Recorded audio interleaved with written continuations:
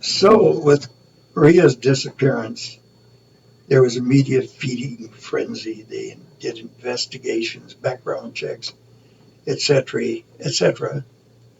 And one could say the excrement hit the fan at that point. All kinds of people were looking into Tannenbaum and Ria, and things started to come out. For instance, CIA files stated that they didn't know Ria had gone to communist countries for research, that he didn't work with Kissinger, etc. And in fact, the CIA files essentially said that they never heard of him.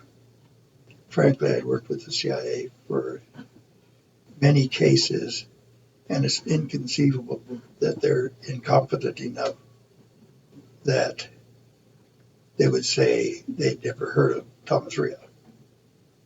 Secondly, the agents that I have come to meet and come to know are too arrogant to ever admit they'd made a mistake, even if they had. So here we got a probable CIA agent gone missing.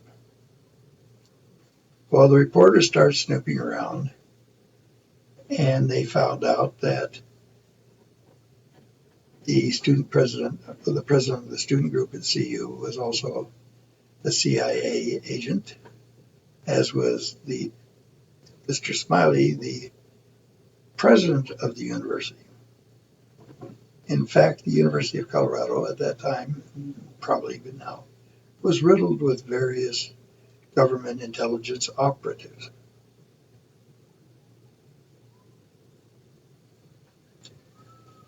So after they do this thorough investigation of Thomas Ria, they changed the focus on Degelia Tannenbaum because she signed up in a few documents, and the documents had Thomas Ria's name on them, like withdrawal slips and various things like that.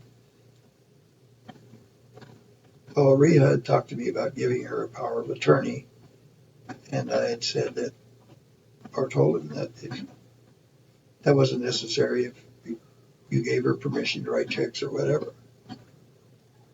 And he was going to think about the power of attorney because he had got married and decided that now that he wanted divorced,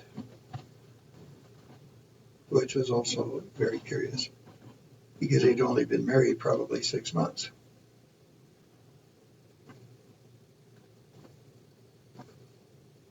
So now, looking at this, we're going to break this into various sections. What was going on at the University of Colorado at that time? What government agencies were operating here at that time? Why would the government be interested in the activities of anything going on at this time? And then finally, who is Mrs. Tannenbaum? Additionally, Professor Ria married a woman out of Czechoslovakia whose father was or uncle was the equivalent of or the head of the equivalent of the Russian KGB or GRU. So Ria, stepson of a Marshall Plan employee, government employee, marries an heiress from Czechoslovakia, moves to Berkeley, takes a dive off a bridge and dies. His son goes on to study at Harvard and takes a job in academia, writes some books about Czech history and things such as that, and then disappears. That's probably as mystical or mysterious as Nelson Rockefeller's son disappearing in Indonesia.